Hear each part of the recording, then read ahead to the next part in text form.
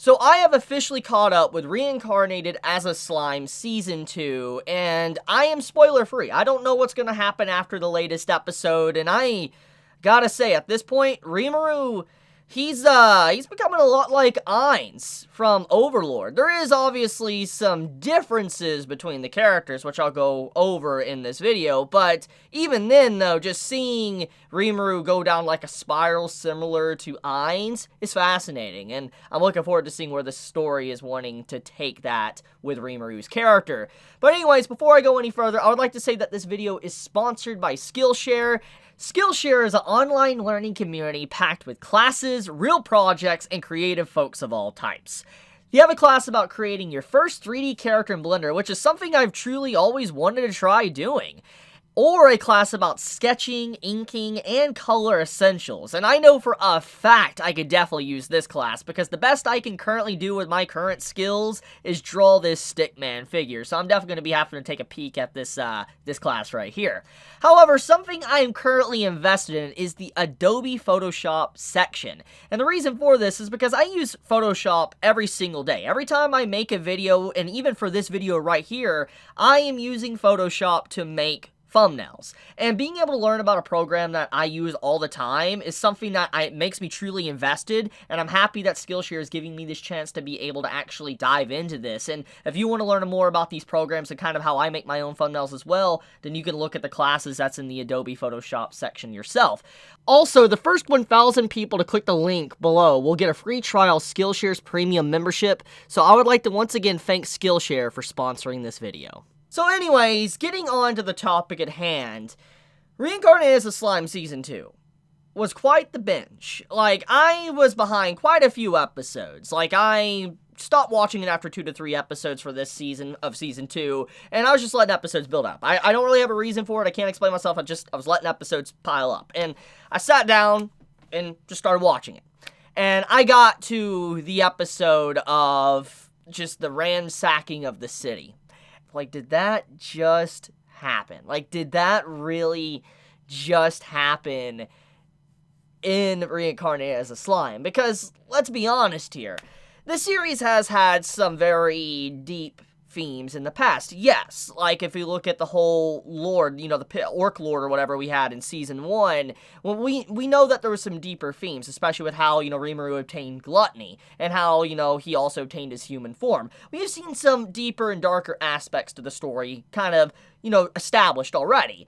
But to see kind of what happened in these past few episodes of Season 2 is something that I don't think anyone expected unless you were a reader of Reincarnated as a Slime. And the reason why I say this is because of the presentation of the story. The presentation of the story, even though, yes, like I said, there was some darker, deeper themes going on, it was very established with a happy, uplifting feel. There is multiple episodes throughout Season 2 and Season 1 where given this impression of happiness, and it's just like you get this feeling of joy, etc. Like, you know, even though some bad things are going to happen, nothing too bad's going to happen. Everything will work out in the end. That's basically the impression you get while watching Reincarnated as a Slime.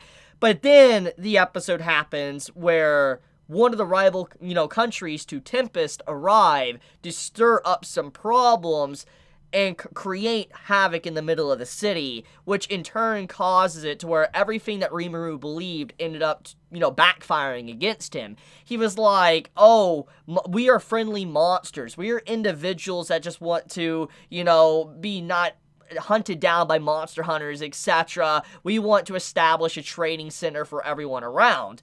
But when you actually see how all this success and everything building up backfired against Rimuru was something that I was just like, whoa, like I expected something to go down, but not to the extreme it did. Like seeing Shion go down like she did, that hurt. Like that legitimately hurt. Like I was just like, did that just happen? Like, no joke, I was almost so close in going into reading the light novel. Like, going to my bookstore and picking up the light novels of Reincarnated as a Slime. Soon as I saw that, I was just like, did that really just happen? Did she literally just did she die like that? Like, did that just happen? So I was just like, okay, this is definitely going to lead to some interesting development for Tempest as a nation, but also Rimuru's character because of just everything. Because Rimuru, once again, he's a guy that he's always looking at the good things in life. He's always, keeping a smile on his face, etc. He's always a guy being very positive. But as soon as he saw the aftermath of everything, and when he looked upon Shion, you saw his emotions just violently explode out of him because he was just so angry with what happened. And then he realized as well that, like, everything I said to the goblins, everything I said to all the monsters about, these certain rules or what to do is what backfired and allowed so many to end up like they did throughout the entirety of the city. And I do like in the latest episode, Rimuru tries to discuss the fact of what they're going to do going forward with this, and, basically how they're going to handle problems like this going forward. I wonder if there's going to be a lot more stricter terms, and there's going to be a lot more issues at hand because of the way they probably are going to react towards, let's say, non-monsters. So I'm very interested in where the story's going to go now, because it's definitely going down a route that reminds me of Ainz from Overlord. And now that I mentioned at the beginning of the video, I guess it's time to really dive into that. So basically, as we know, Ainz, he's an individual that is a lich. He's a skeleton. He is the leader of Nazarick, this giant, tomb, this guild, this powerful guild that was in a game. And as, he got actually transported to a real-world version of the game, he became his very character, the Lich, the Skeleton, an Overlord. And because of this, his human heart was gone. He lost himself in the end. He slowly showed that what he once was, he was once human, he no longer was. He became the very entity he was, a skeleton and a lich that didn't really care for life whatsoever. And when you actually see, what Rimuru is going through, it's not, like I said, the exact same, but it's similar, because Ainz is someone that will do anything for Nazarick. He will do any despicable thing to make sure Nazarick is safe and, his children is safe, etc. While when you look at Rimuru, it seems like he's getting pushed towards that direction with his character, because he now realizes, thanks to his actions, thanks to him being very naive and not really looking at everything with a very critical viewpoint, it's resulted in what has happened. And him being even willing to take and get rid of over 10,000 people to actually achieve the rank of Demon Lord says enough about his current state as a person and where he is at right now. And to see how he's actually willing to go through with that shows how much everything has affected him to this point with Shion and everyone else in the town, but also how this is going to have an effect on his psyche, his mental state going forward throughout the series, because he's literally telling everyone around him, like, oh, I'm about to get rid of all that army and then, have you as the new king of this country. And for that to even be the case, that just goes to show you how far Rimuru's willing to go now because of what they did to him.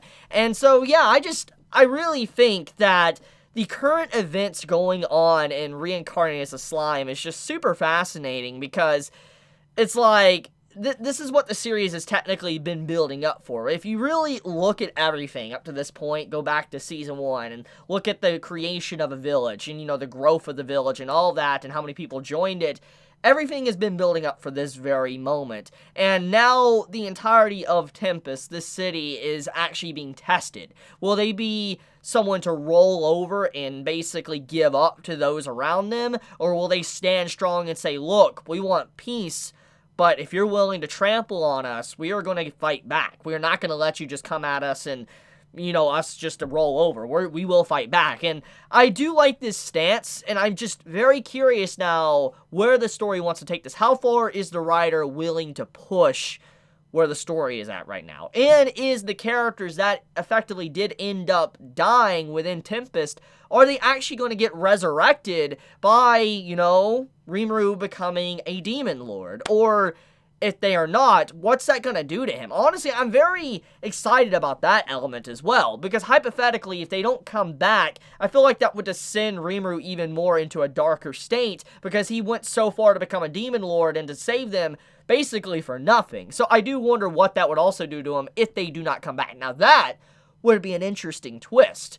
But even if somehow they do come back, and I'm assuming that will be the outcome, I still think it still will have an everlasting effect on Rimuru as a person, and I'm looking forward to it.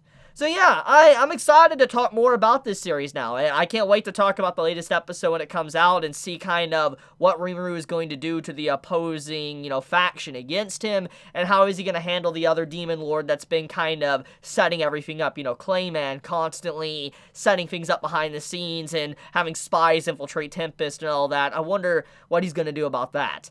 But I want to kind of end this video here. Once again, before I wrap up the video, I just want to say thank you very much, Skillshare, for sponsoring this video. It does help me out a lot. I am very grateful. And all of you that follow the link in the description and click on it and all that, it does help me out as well. It will allow me to continue making, videos I love and enjoy. And it always helps me out. So once again, I do appreciate it. But with that, guys, I love you. Be safe. Have a wonderful day or night wherever you live. Chibi out.